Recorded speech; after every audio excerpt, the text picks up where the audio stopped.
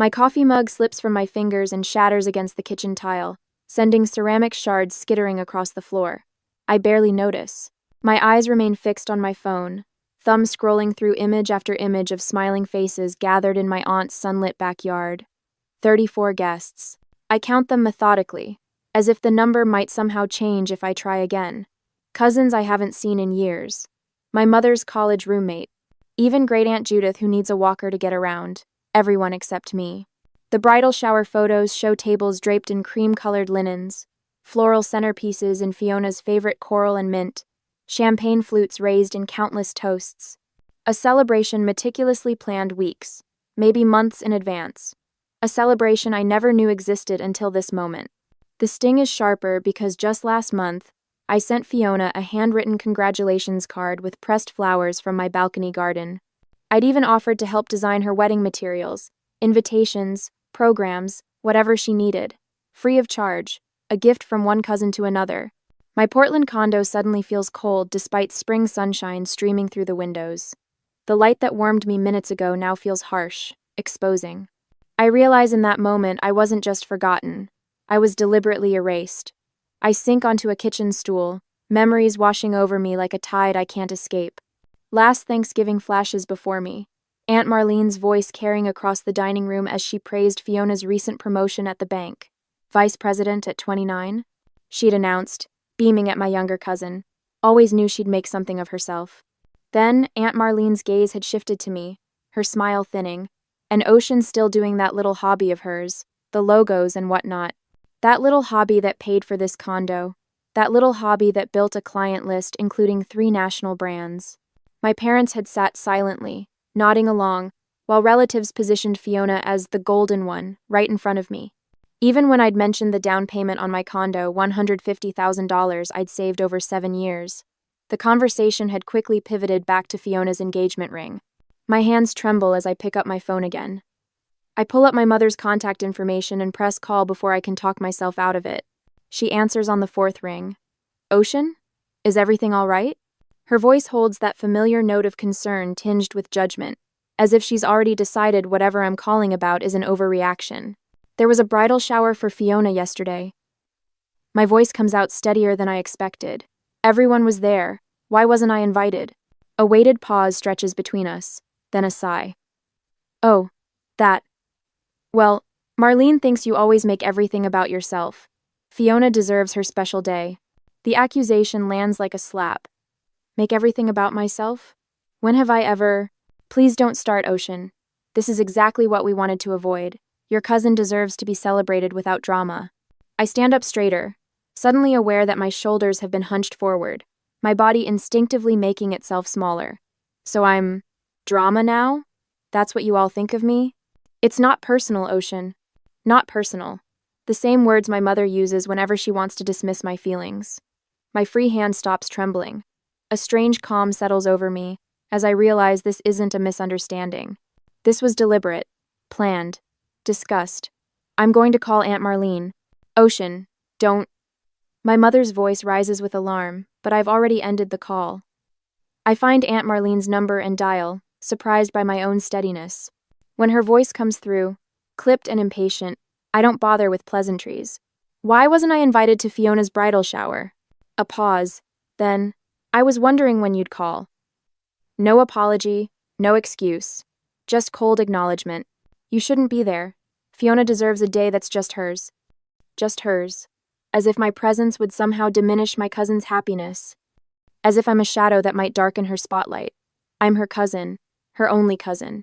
The words feel hollow even as I say them. Blood relation clearly means nothing. Listen, Ocean. Aunt Marlene's voice hardens. We've all discussed this. The wedding plans too. I suggest you don't make this into something bigger than it needs to be. Some relationships in this family are already strained. The threat isn't subtle. Push back. And what little connection I still have with my family might vanish entirely. I stand at my kitchen window, staring at the city spread out below, and suddenly understand with perfect clarity. My family values appearances over genuine connection. They always have. I hang up without saying goodbye, the silence in my apartment no longer oppressive but clarifying. A cardinal lands on my balcony railing, its bright red feathers vivid against the gray spring sky. It watches me for a moment before flying away, and I find myself wondering what it might be like to be that free. That day later, my phone pings with a notification while I'm sketching logo concepts for a new client. I almost ignore it. Deadlines wait for no one, but habit makes me glance at the screen. A group message from Aunt Marlene.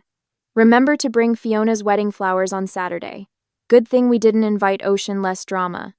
My pencil stops mid-stroke. The room tilts slightly as I lean against the kitchen counter, my breathing shallow, the phone screen blurring before my eyes. I blink hard, reading it again. This wasn't an oversight, not a simple mistake, a coordinated family exclusion. I take a screenshot before the message disappears with a soft whoosh sound. Deleted, but not before I captured the evidence. The notification shows Fiona, Aunt Marlene, and my mother all in the thread. My mother. Of course. The next morning, I drive to my parents' suburban home, the screenshot burning a hole in my pocket like a loaded gun. Mom answers the door in her gardening clothes, dirt smudged across one cheek. Ocean? What a surprise. I was just about to make some tea. I follow her into the living room where she sits in her favorite armchair, settling into it with the comfortable ease of someone who feels secure in their position. I remain standing, suddenly aware of the family photos arranged on the mantel. Fiona's centered in most of them, my face half hidden in shadows or caught mid-blink. I got an interesting message yesterday. I say, pulling out my phone. Accidentally sent to me. But... Her face changes when I show her the screenshot, not surprise, but resignation. She doesn't even try to deny it. We all agreed it would be easier this way. She says, smoothing invisible wrinkles from her pants. Fiona deserves a beautiful wedding without complications. Complications? The word tastes bitter. You mean me. Now, Ocean, don't be dramatic. She sighs, using the tone reserved for when I'm being difficult. Perhaps you should make other plans for that weekend in May. Other plans?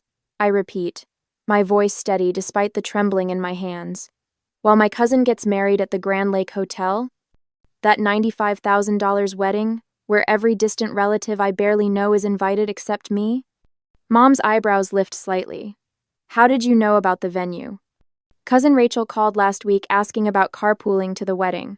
A small, cruel satisfaction blooms when I see her flinch. She assumed I'd be there.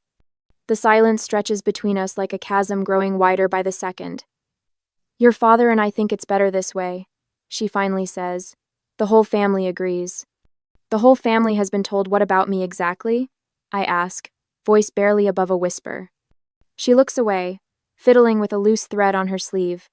Just that you've always been sensitive about Fiona getting attention. The betrayal lands like a physical blow. Years of holidays where I sat quietly while Fiona was showered with praise. Years of watching my accomplishments dismissed while hers were celebrated with champagne toasts. You're trying to erase me from the family narrative. I say, the realization crystallizing. Everyone already believes I'm difficult because that's what you've told them. That's not true, she protests, but her eyes won't meet mine. It is true, and now I have a choice except being excluded or risk losing what little connection we still have. Mom stands, crossing to the window. I hope you'll make the right decision. Your father and I have been helping with your property taxes. If you make trouble about this wedding. If I make trouble?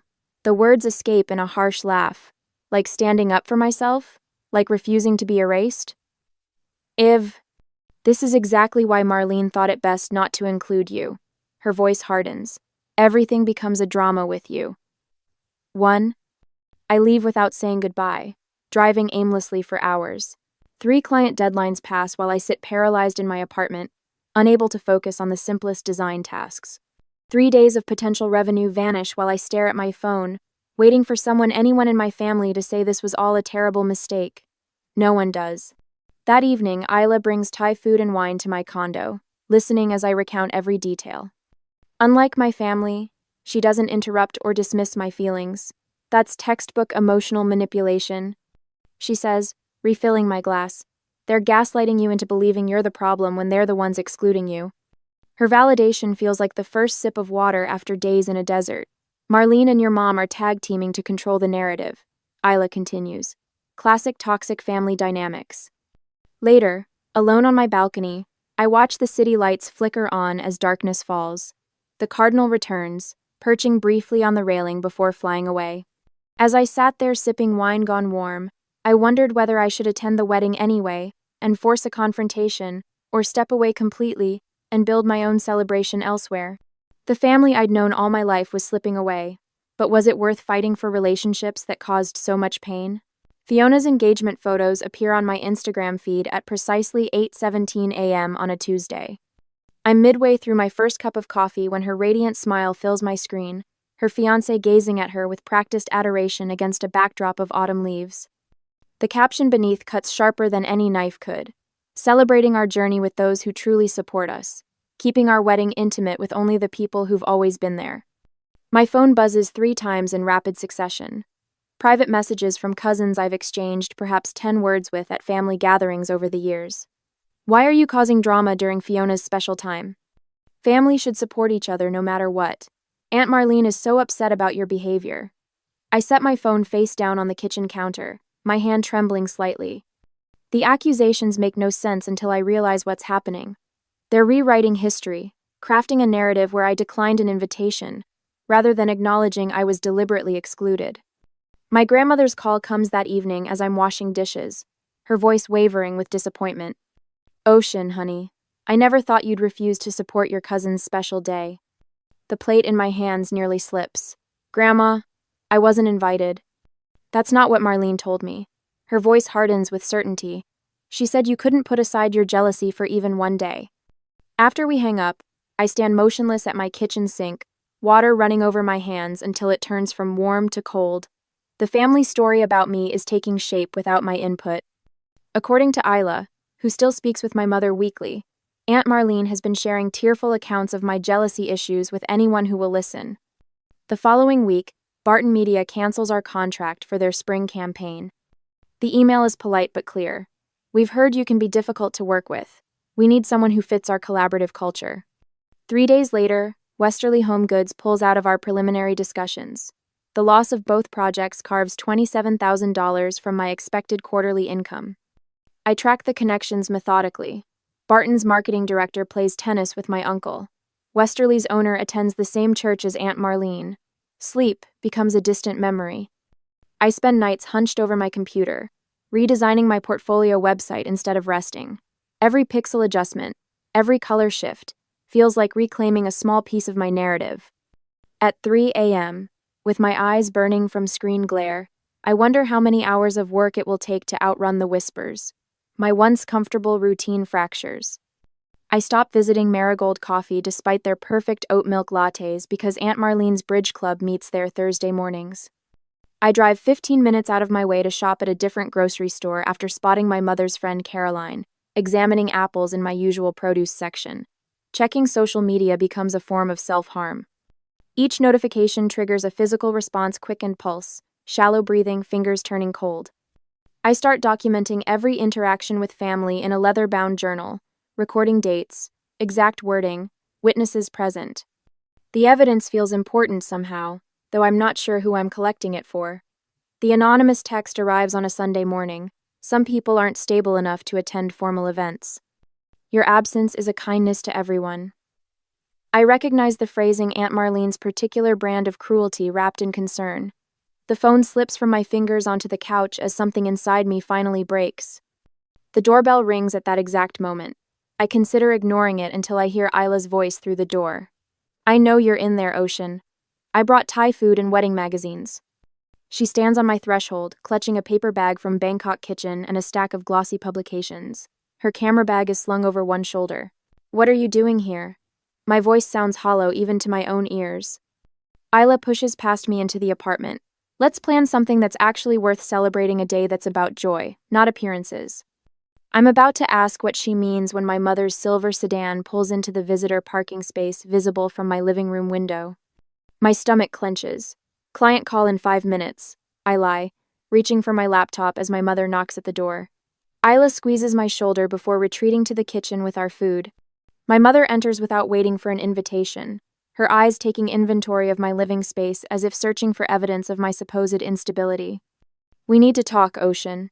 She sits primly on my couch, her handbag balanced on her knees. This has gone far enough. The invitations are already printed. We're also down this. What invitations?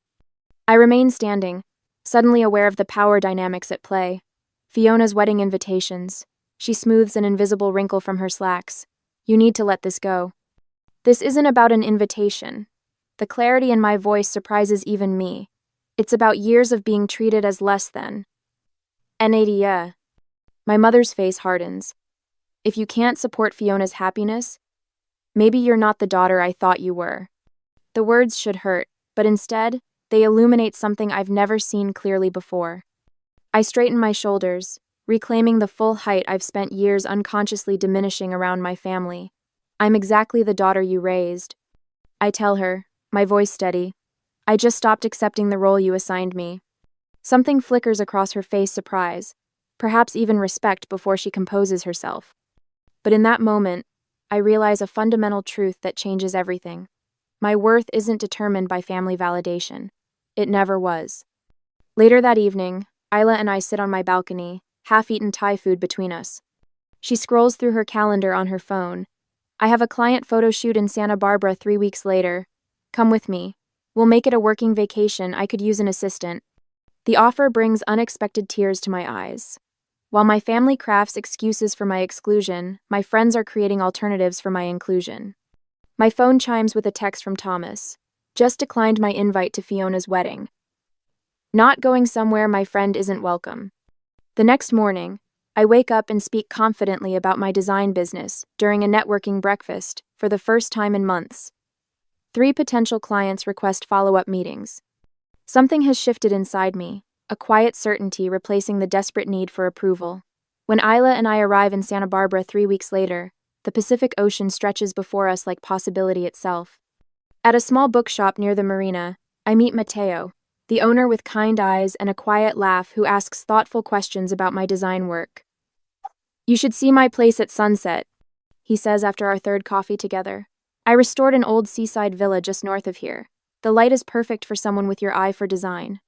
Standing on his terrace that evening, watching the sun sink into the ocean, a thought forms with unexpected clarity. What if the answer isn't fighting for inclusion in a celebration that doesn't want me? What if I wrote a different story for myself entirely? 2 months later, my phone sits on Mateo's kitchen counter, its screen displaying a half-finished invitation design.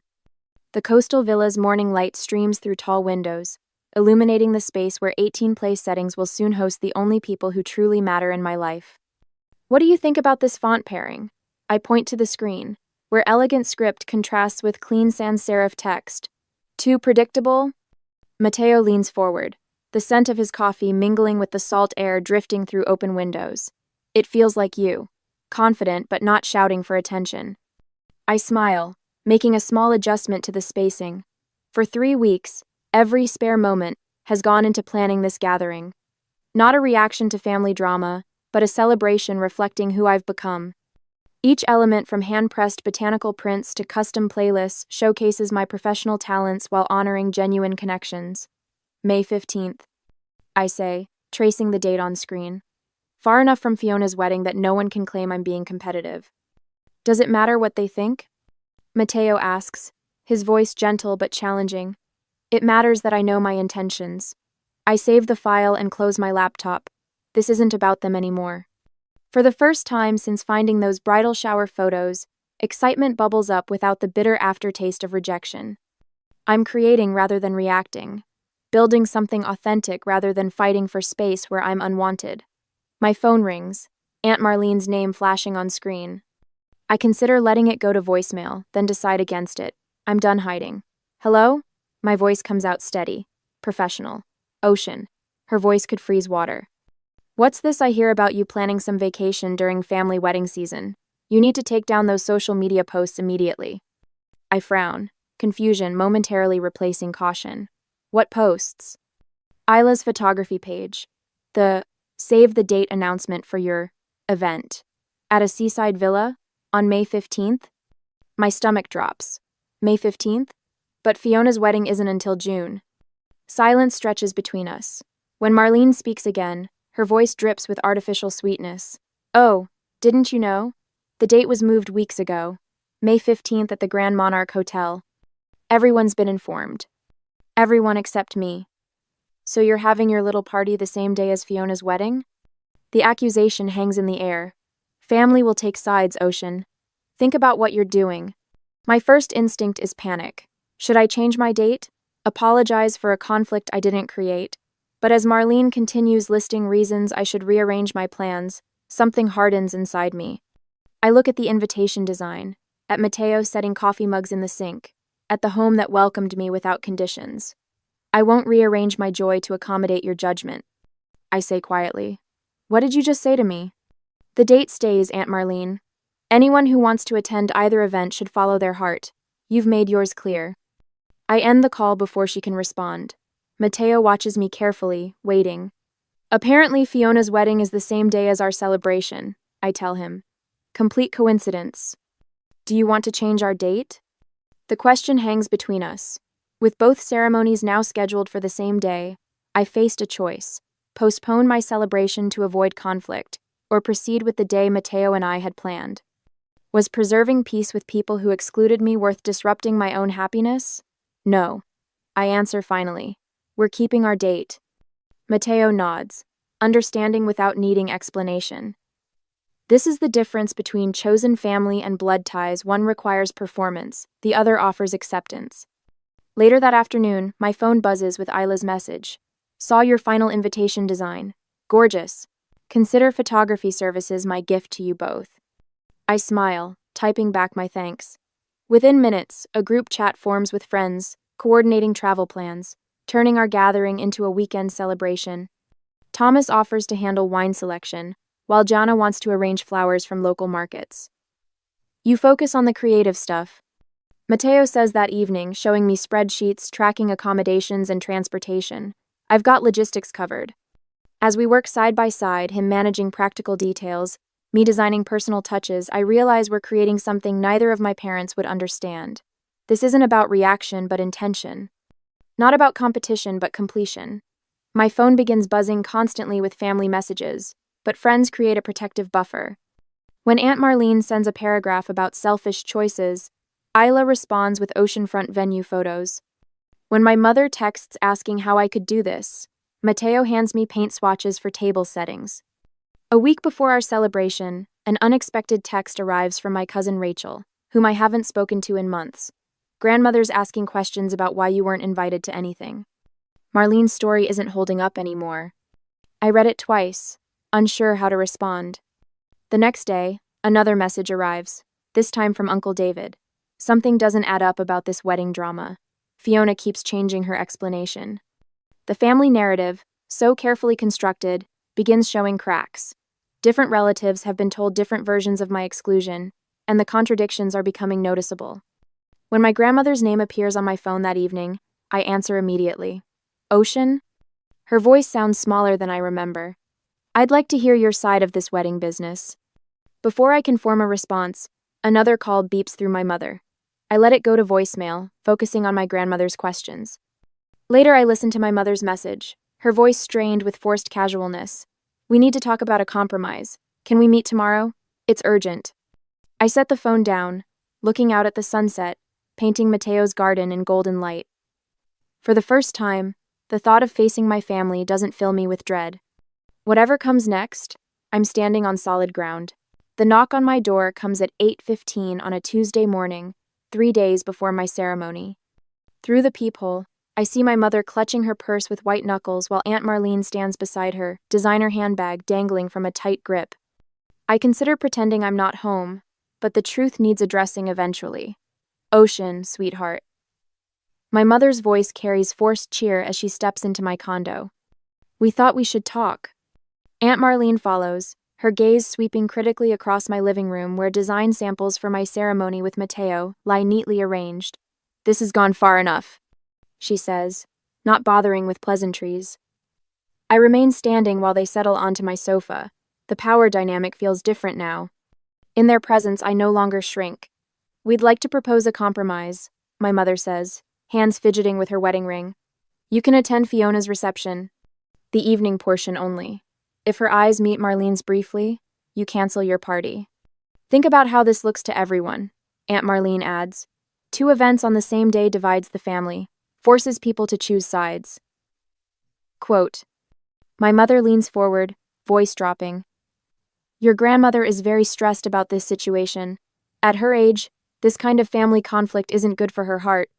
The manipulation is so transparent, it almost makes me laugh. Instead, I walk to my drafting table and return with a leather portfolio. I'd like to show you something, I say, opening it to reveal watercolor sketches of an intimate seaside ceremony. This is what Matteo and I have planned. 18 guests. No formal invitations. Just people who genuinely care about us. I turn pages slowly, showcasing menus I've hand-lettered, custom place settings, flower arrangements in shades of amber and sage. The date was set weeks before I learned about Fiona's wedding. I explain, voice steady. We didn't choose it to compete. We chose it because the villa has perfect sunset lighting for photography. My mother's brow furrows in confusion. But why didn't you tell us? I pull out another folder containing mock-ups of elegantly designed invitations. Invitations I never sent. I respected your decision to exclude me. I didn't think you'd want to know. She looks genuinely stunned. Ocean, we never meant. I'm not asking anyone to choose. I interrupt gently. You made your choice months ago. This celebration isn't about Fiona. I close the portfolio. It isn't even about you. Aunt Marlene stands abruptly, pacing toward my design wall where client projects hang alongside ceremony plans. This doesn't change anything, she insists. Playing dress-up won't change that Fiona's wedding is the real event. I feel something snap inside me, not in anger but in clarity. I'm not playing anything, Aunt Marlene. I'm living authentically while you're performing. I gesture toward my portfolio. These designs aren't pretend. They're my profession. The profession you've dismissed as that little hobby for years. I slide a brochure across the coffee table. This is my wedding portfolio. 3 national brands have hired me based on these designs. While you were telling everyone about my jealousy issues, I was building a business that pays for this condo. My mother sinks deeper into the sofa, eyes lingering on a photo of Matteo and me at his villa. For the first time, she seems to see beyond her sister's narrative. Were we really that cruel? She asks quietly. Aunt Marlene snorts, grabbing her purse. This is ridiculous. I'm not sitting here while she twists everything around. She storms toward the door but pauses with her hand on the knob. Fiona's wedding cost $95,000. It's at the Grand Hotel. There will be 200 guests. That's what a real celebration looks like. I smile, not unkindly. That sounds lovely for Fiona. I hope she feels truly seen there. After Marlene slams the door, my mother remains seated, looking smaller than I've ever seen her. You taught me I wasn't worth including. I tell her, voice soft but firm. I taught myself I was worth celebrating. She opens her mouth to respond, but her phone chimes with a text. She reads it, face paling slightly. What is it? I ask. Your cousin Deborah is asking if she can come to your ceremony instead of Fiona's. She looks up, bewildered. How does she even know about it? I shrug. People talk, the same way they talked about excluding me. After my mother leaves, promising to think about everything, I water my balcony garden, wondering which ceremony she'll attend, if either. My phone rings just as the sun slips behind downtown buildings. Ocean? Matteo's voice sounds excited. You won't believe this. That wedding blog I told you about, Modern Celebrations, they want to feature our ceremony. They love the idea of an intimate designer's wedding that focuses on authenticity over extravagance. I lean against the railing, watching a cardinal land nearby, the same vibrant red as the one I'd seen the day I discovered the bridal shower photos. The story was shifting in ways I never anticipated. I whisper, more to myself than to Matteo. For the first time since this all began, I feel neither sad nor angry, just free. 7 weeks after our ceremony, I nearly drop my phone when Matteo shows me the statistics. 80,000 likes on our wedding photo. The number seems impossible, yet there it is on the screen, along with hundreds of comments praising our authentic celebration of love. Look at this one, Matteo says, pointing to a comment from a popular design blogger. Ocean's attention to meaningful details rather than empty extravagance redefines what a modern ceremony can be. I laugh softly, remembering all the family gatherings where I sat silently while relatives fawned over Fiona's conventional choices. Now strangers are celebrating my vision, while my family's grand hotel wedding has faded into the background of social media memory. My design business calendar now bulges with appointments. 3 major brands have reached out since the wedding feature went viral, tripling my client base overnight. Yesterday, an editor from California Wedding Quarterly emailed about featuring our ceremony, specifically requesting an interview about my design work. The irony? I tell Mateo as we sit on our balcony watching the sunset paint Portland's skyline. They excluded me to keep me from stealing focus. And now, the doorbell interrupts my thought. A courier delivers a cream-colored envelope with Aunt Marlene's distinctive handwriting. Inside, a terse letter demands I decline the magazine feature, out of respect for Fiona's privacy during this difficult time. My hands should be shaking. 7 weeks ago, they would have been.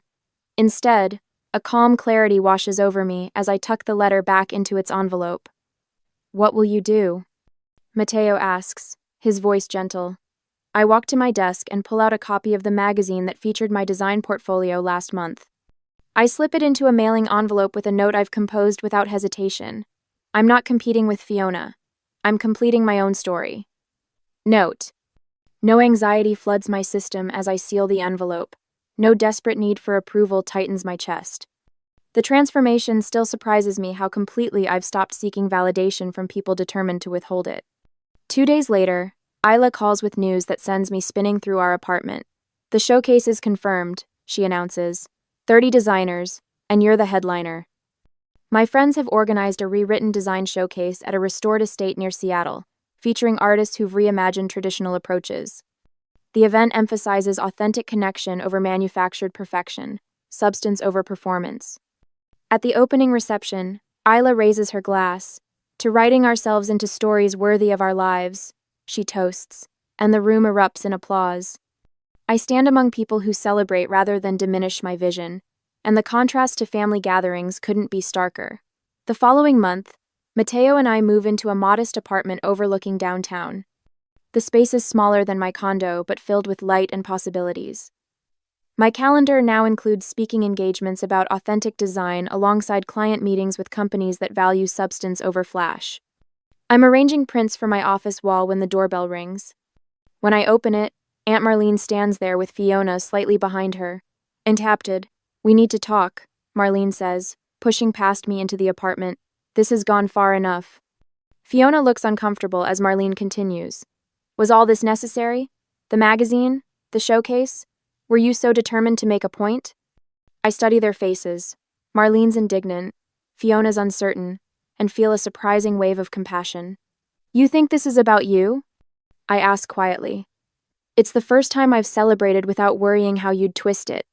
That's all." They leave shortly after, Marlene stiff-backed and silent, Fiona with a backward glance I can't quite interpret. As I watched them leave the showcase, I wondered if healing family wounds requires both sides to acknowledge the injury, or if sometimes the healthiest path is to simply tend your own garden and let others make their choice. What would you do? Work to repair relationships that caused such pain, or focus on nurturing the connections that helped you bloom?